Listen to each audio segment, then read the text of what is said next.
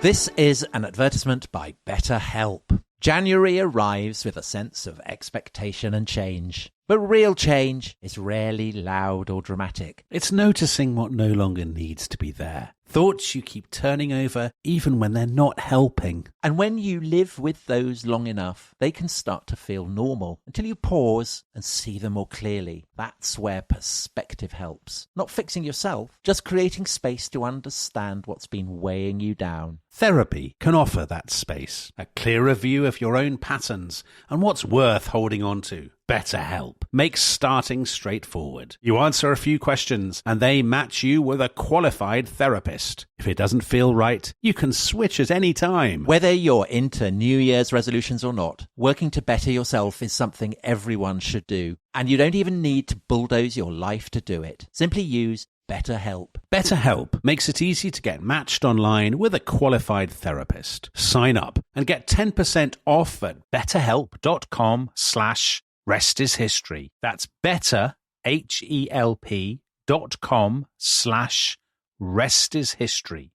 This podcast is brought to you by Carvana. Car shopping shouldn't feel like preparing for a marathon of paperwork. That's why Carvana makes buying and financing your car easy. From start to finish, search thousands of vehicles with great prices. All online, all on your time. And when you're ready, your new car shows up right at your door. It doesn't get better than that. Buy your car the easy way. On Carvana. Delivery fees may apply.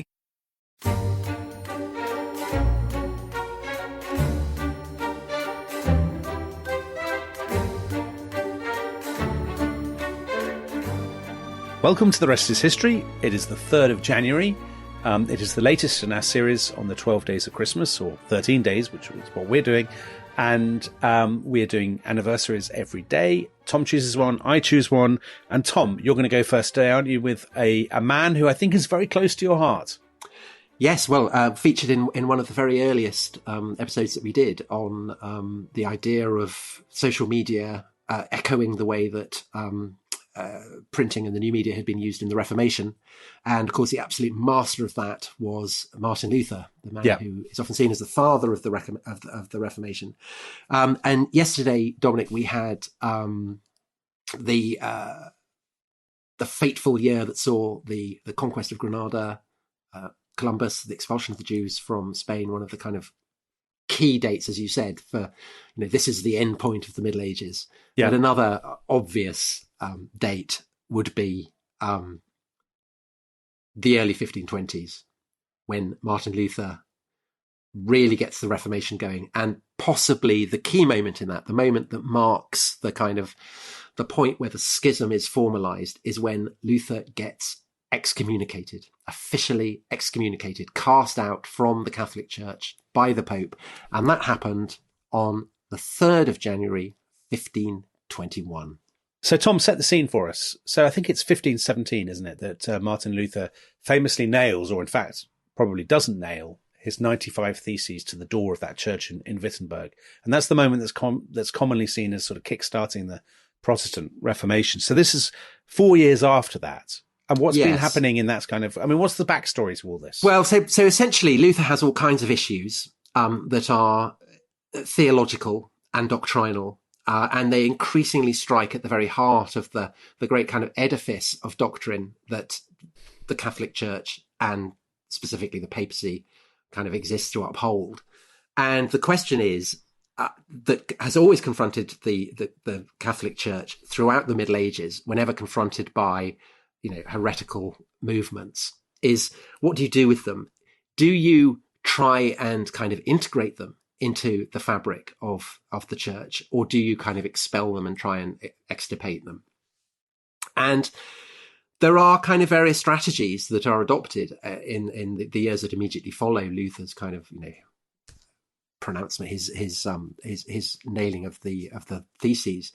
So there's a Cardinal Catahan, who comes and attempts to negotiate with Luther directly. But Luther isn't really having any of it.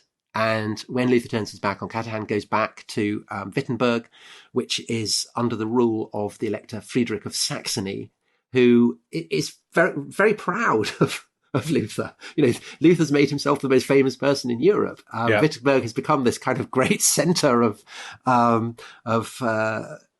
it's the focus of attention across Christendom. So in a sense, Luther is kind of safe there, out beyond the reach of the papacy.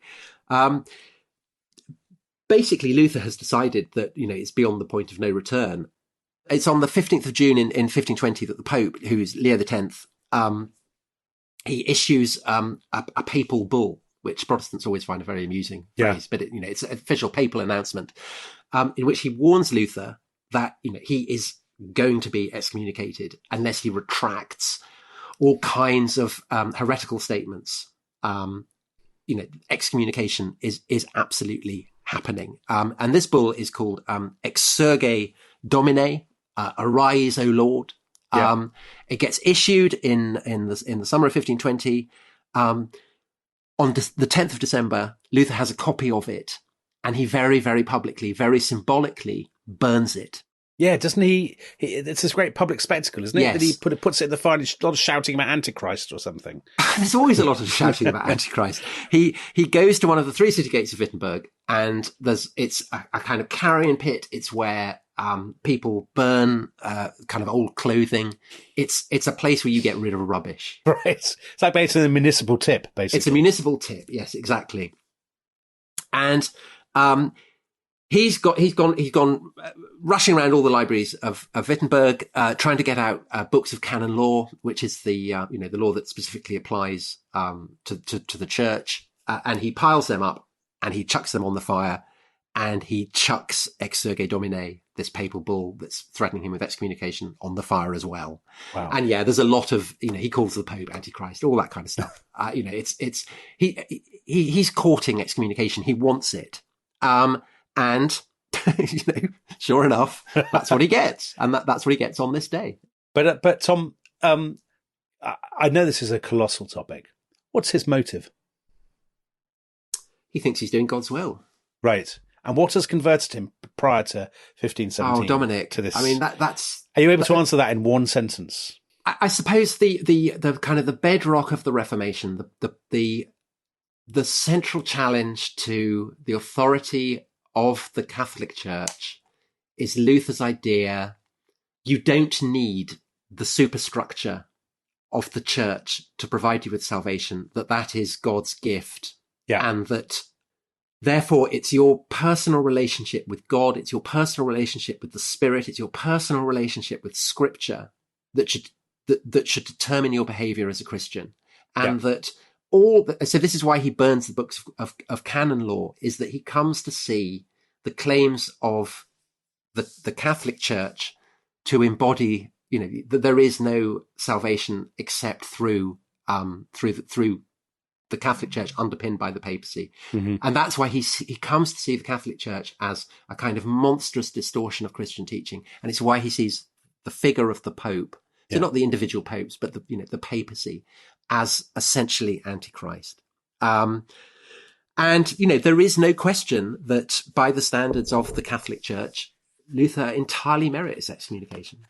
So there's kind of, there's absolute, 10s, 20, 30, 40, 50, you could just kind of, separation of justification from sanctification, extrinsic, forensic, imputed justification, fiduciary faith, private judgment over and against ecclesiastical infallibility, the rejection of the 7 deuterocanonical books, the denial of venial sin, the denial of merit, sola scriptura, so only scripture, not the kind of the canons of the Catholic Church, radically private judgment. If we're all priests, why should we not also have the power to test and judge what is right or wrong in matters of faith? Denial that the Pope has the right to hold council. Only justified men can do good works. I mean, these are, so I won't go through them all. I'm sure listeners will be relieved to hear. But essentially these are systematic attacks on everything that the Catholic Church has constructed, not just over the course of the Middle Ages, but in many cases over the period of late antiquity as well. And so this is why it is so seismic. And it's generated this profound schism that endures to this day. And it's one that Christians continue to dream of healing. That's not going to happen, though, is it? Well, so 2 years ago, in 2020, there was a group of theologians who belonged to something called the Altenburg Ecumenical Round Table, which had been founded back, I think, 1999, something like that. And they knew that the anniversary was coming up.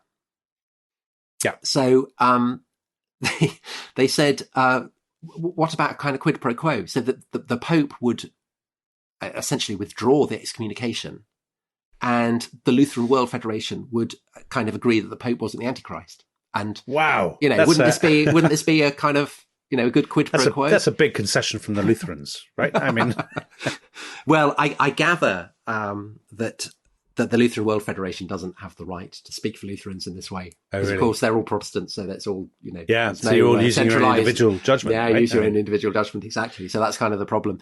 But that obviously hasn't happened. No. But, I mean, I think there is kind of talk about it. We went to Germany on holiday in 2016, so the year before the anniversary of the nailing or the non-nailing of the theses in Wittenberg, and they were selling, and we bought a Playmobil figure of Martin Luther. Yes, I think the best-selling Playmobil figure in Germany. Really? I think so. Something extraordinary like that. So Playmobil is quite a big deal in Germany because it is German. So there was a Playmobil park outside Nuremberg, which we've been to. Yeah. And we bought Martin Luther and Albrecht Dürer, who also is a Playmobil figure. Well, I know that the Martin Luther Playmobil character sold incredibly well. He's a great figure. We used to use him I used to arrange battles with my son's Playmobil and Lego figures, in which kind of Martin Luther would be leading a huge army of Protestants with sort of Daleks in it and Star Wars stormtroopers. Did you have a Pope? Against the armies of the Pope, yeah. Well, I'd get like the Emperor from Star Wars to be the Pope. Well, Dominic. It was quite loaded. It was quite That's quite loaded. Yeah. Yeah, but I mean, okay, well, it's a very patriotic game. I suppose that's a very Middle English thing to be doing. Yeah, exactly. I think most of the listeners will think that completely reasonable, and probably they've got similar stories to tell themselves, I imagine. And promptly we lose all our Catholic listeners. I apologise for Dominic. We've got a great bit of Catholicism coming up. We've got a great Catholic, haven't we? We have. Great Catholic a top Catholic. So who you wrote about in Unheard. And I deliberately did not mention his Catholicism at all. And was just out of propagandism. You were cross. Yeah, you were cross. Well, you were cross, but I think you were a little bit amused at the same time. Well, I think yes. So I think that Tolkien, Born on This Day, is Dominic's choice, and counterbalances the Lutheran tone of the first half of this. So we should come to Tolkien. Let's come to Tolkien after the break. This episode is brought to you by Rocket Money. Tom, we often talk about how to organise our finances. I'm very conscious that I'm paying for a lot of mad subscriptions. And there's one thing that we've talked about often on this show. It's the thing that we probably hate more than any other, and it's a hidden fee. I would love to get my finances under control. There are all these things piling up on our bank statements, and I think I need to fix this problem. I need to sort this out and to stop this. I mean, my finances are so chaotic that I need this app. So I'll tell you what it is. It's called Rocket Money. It's a personal finance app that helps find and cancel your unwanted subscriptions. It monitors your spending and it helps to lower your bills so that you can grow your savings. With Rocket Money, you can track all of your subscriptions and you can easily cancel within the app with just a few taps, saving you time, avoiding charges. And you can also set budgets and goals and get personalized insights and regular reports to track how you're doing. They will even send you real-time alerts for large transactions, upcoming bills, refunds, and even low balances. So let Rocket Money help you reach your financial goals faster. Join at rocketmoney.com/ishistory. That's rocketmoney.com/ishistory. rocketmoney.com/ishistory.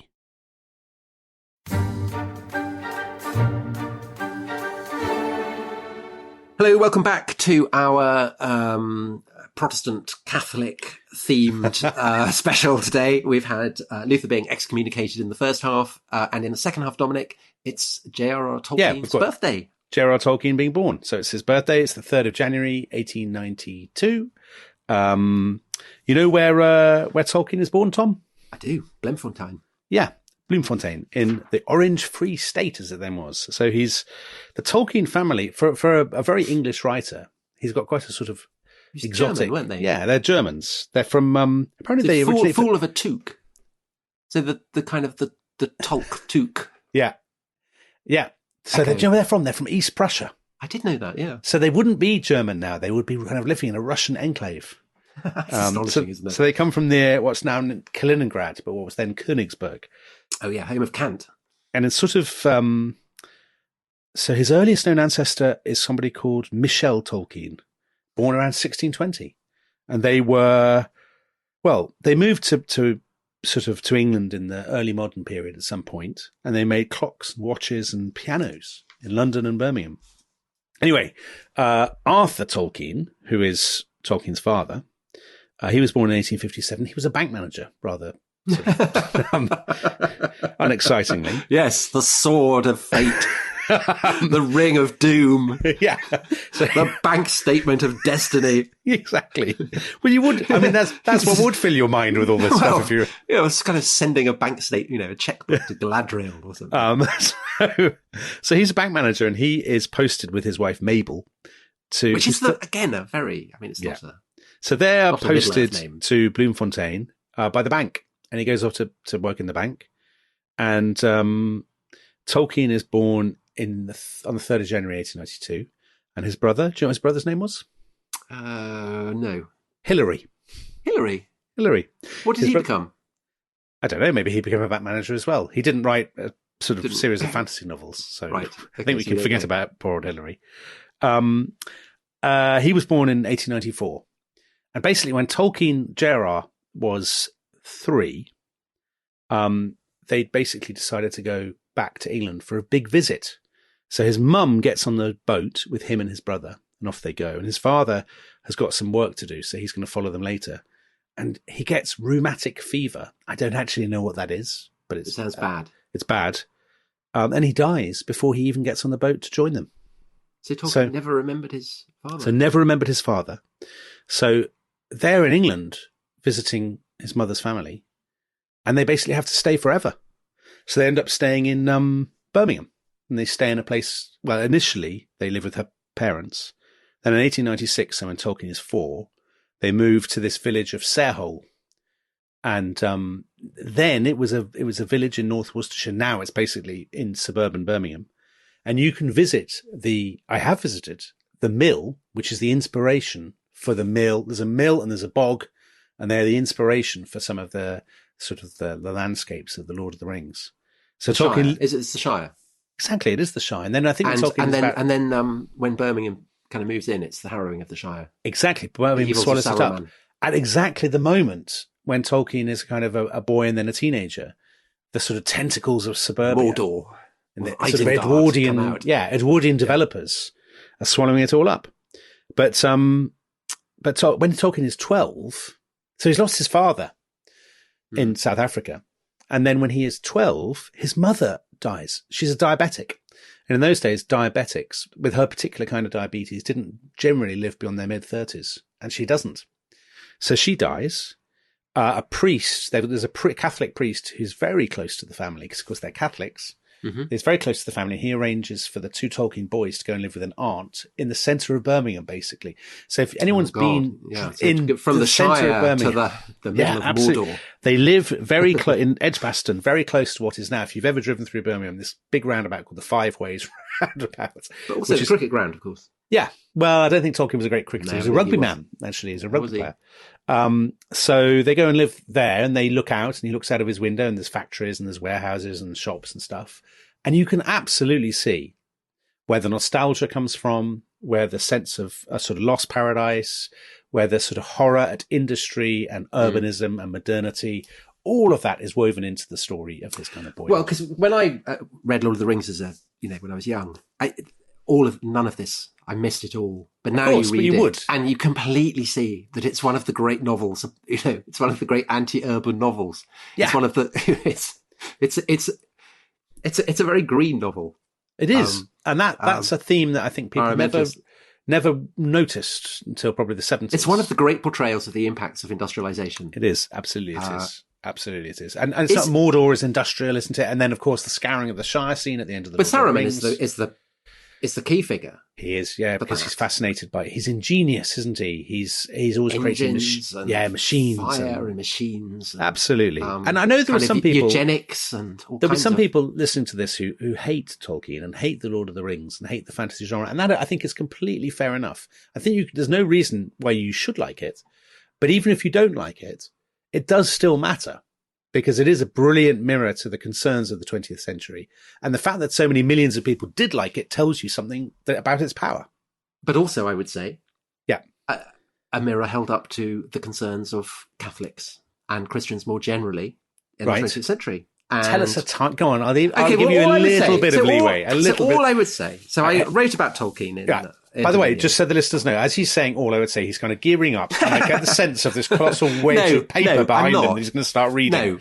No, I'm not. But the justification that I had, so I included him in a chapter that was basically about the First World War, the rise of fascism, and the Second World War, and the Holocaust. Very good. And I thought, is Lord of the Rings sufficient to bear the weight that I'm going to impose on its shoulders?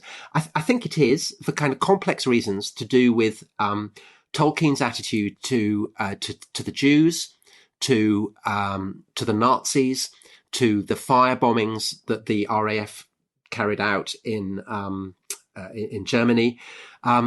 Actually, Tolkien said, Lord of the Rings is not an allegory, and so people have always been slightly nervous about weaving it into the events of the 20th century. But he'd fought in the trenches at the Somme. Of course. His son flew planes over occupied Germany. So he was very, very intimately involved in that. And I would argue that actually Lord of the Rings, far more than 1984 actually, is the great novel written about the horrors of the 20th century. And the reason that I say that is that even more than 1984, it's a colossal popular success. It's the best-selling novel of the 20th century. Yeah. And I would argue that I think a key reason for its popularity is that it gives people who are suspicious of Christian orthodoxy, suspicious of Christian scripture, suspicious of Christian belief, a chance to experience what it is about Christianity that has made it so successful and so appealing and so powerful. Because in a sense, Lord of the Rings is the last great popular Christian work. Because of the distrust of power, of strength, because of the celebration of smallness and all of those kinds of things. And also, Tom, there was this key moment. So for people who do know Lord of the Rings, if you hate the Lord of the Rings, you probably switched off already, let's be honest. But if you know the Lord of the Rings, you will know that at the end of the book, Frodo does not destroy the ring. He claims it for his own. He's weak. He is human and fallible. And then there's this kind of moment that Tolkien himself basically says in his letters is the kind of intervention of divine grace. Because he is forgiven, should be merciful to Gollum. And they could have killed Gollum, but they didn't. They were merciful to Gollum. And of course, that's the moment that Gollum, he sort of leaps up and he bites Frodo's ring off and then he falls in. Spoiler alert. Well, I mean, no one's going to be listening to it. Yeah. Then he falls in. And it's through what is it? Fate? I mean, I think there's some line that Gandalf says maybe it was meant to happen. All this. So you know the date on which that happens? Oh, I do know. I've forgotten what it is. It's got some significance. It does. It's the 25th of March. Yeah, which is traditionally the date of both the crucifixion and the incarnation. Oh, right, very good. And so for Tolkien, a profoundly significant date. And in general, the overt Christian allusions are minimal. There are no gods at all in Lord of the Rings. But at this point, he does bring it in. And I think it's incredibly significant. Anyway, we mustn't, I don't think that we should talk much more about this because we're saving up an episode on Tolkien. We've got lots to talk about with episodes plural lined up on Tolkien later on. So that will woo the Catholics back. Yeah, we've got the Catholics back. Still got the Protestants on side. Tomorrow we're going to make a bid for the existentialists and the abolitionists, I think, aren't we? Yes. So we're basically appealing to every part of the community. So an existentialist, abolitionist themed special tomorrow. We will see you then. Bye-bye. Bye-bye.